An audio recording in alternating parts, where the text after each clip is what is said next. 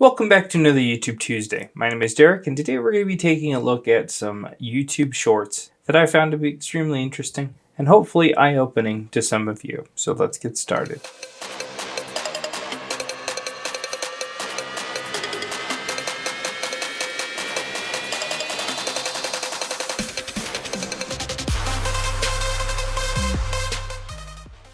Now some of these might not have audio, and some of the music might be copyrighted, so looks like this first one's going over a CPU that looks like it's missing some pads.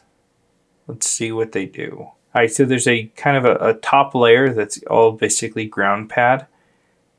You need to make sure you remove all of it.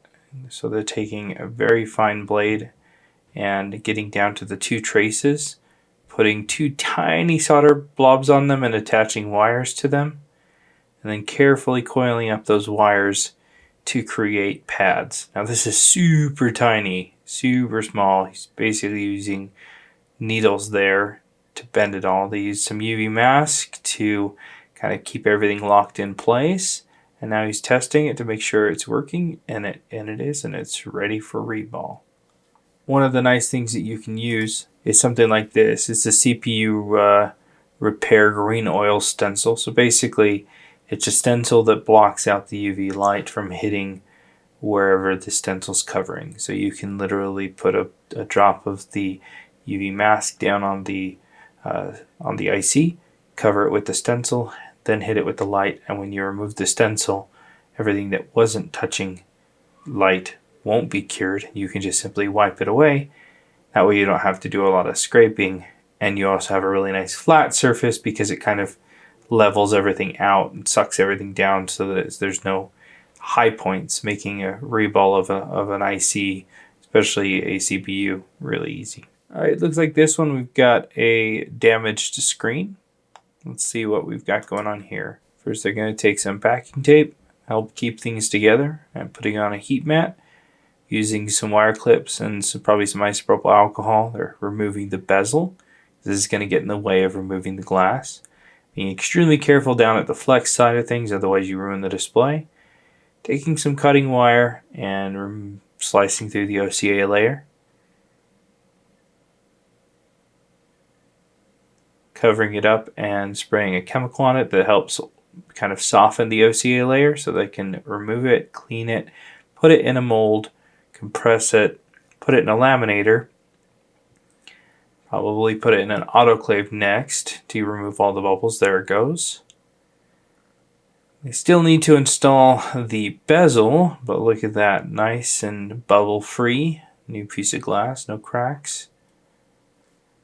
So it didn't show the whole process, but quite a bit of it. Replacing the glass only on devices can save quite a bit of money. It is time consuming, there is a learning curve, but you keep things more original. Definitely one of my preferred methods. But they didn't show the whole thing. I guess this is a short video, so can't really show it all. Maybe this one will show a little bit more. It's an iPhone 11 in a similar situation. It's like there's scratches on the screen instead of cracks. So they're popping it apart, removing the shield, got a heater to help remove the bezel, cutting it away with the wire, cleaning off the OCA with a wire whip, cleaning off the residue. In a clean room, they're installing a new digitizer, laminating it, putting it in an autoclave,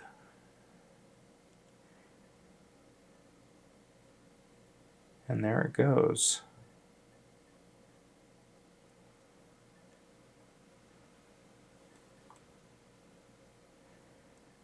Nice and new. So under refurbishing, if we go over to iPhone and then to the 11, you can see that there are two options. There's the 3-in-1 glass with OCA pre-installed plus frame. There's a 2-pack, so you can do the math on that. This picture's wrong. This shouldn't be with flex cables if it's just the glass with OCA. However, this one looks more like it, a 4-in-1, which is what they were installing.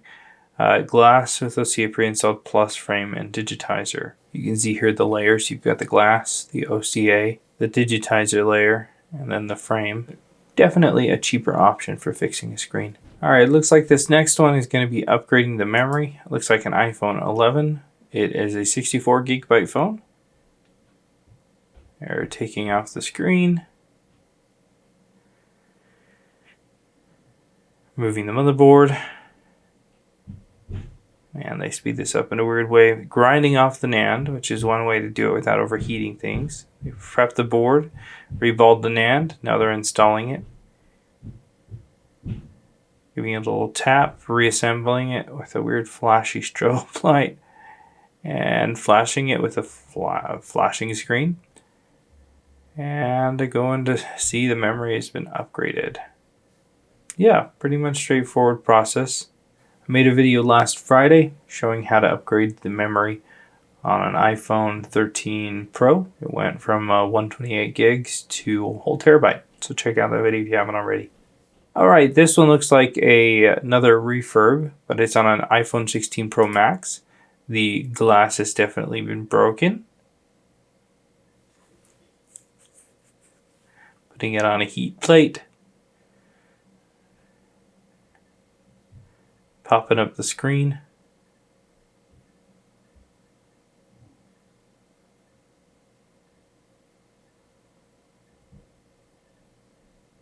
Alright, so they're going to remove the proximity sensor. Looks like they're scraping away at the bezel. Carefully popping it off. Especially at the bottom, you got to be careful.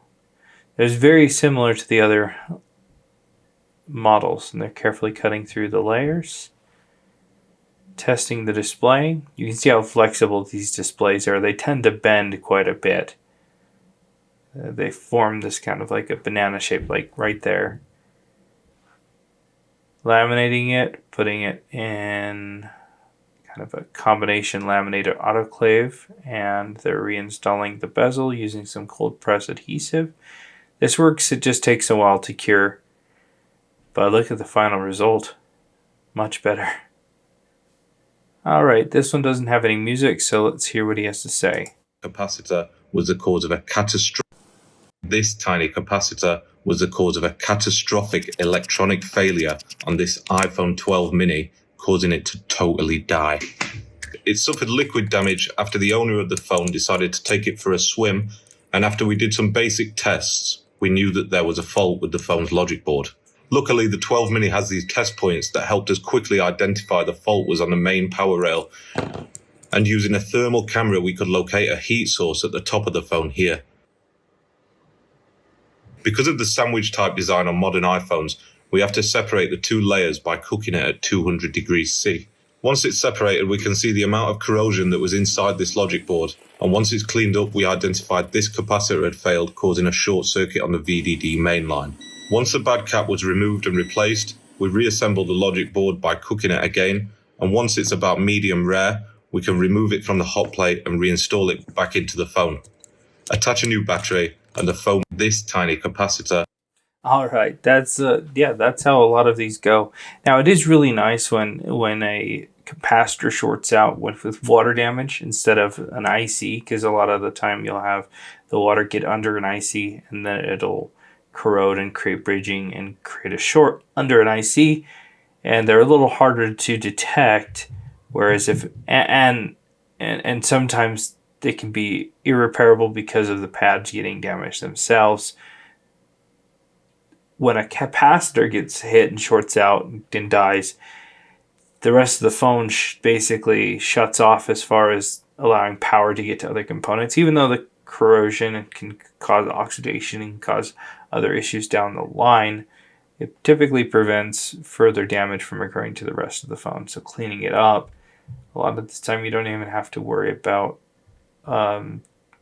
other areas, because the single capacitor basically captured all of the short in it, so you can remove it. So having the right tools, a thermal camera to help identify the area, and knowing, okay, now we need to open it up, opening it up with a heat plate, a 3 workstation, isolating the area. Yeah, this is typically how it goes. Now he did put it back together with reballing, which you can do, which is not the easiest thing sometimes. especially if it's been corroded. So maybe reballing the mid-frame, putting it back together, is safer than trying to put it back together without reballing it. All right, let's take a look at one more. Looks like it's another short detection. They put some rosin all over the motherboard, and they're getting a spark, which means you're injecting way too much power into that, but you'll definitely be able to identify the component that's bad. Yeah, if you're getting a spark like that, yeah, that's way too much power to be injecting, into the motherboard. But hey, I guess if it works, it works. To hopefully identify and fix the issue. So that's just a quick look at some of the videos that I've come across recently. If there's something that you'd like to see in a future video, comment it down below. Or if there's a new type of repair out there that's hitting the industry that you'd like us to be made aware of, comment it down below as well. Thanks a ton for watching. We'll see you in the next video.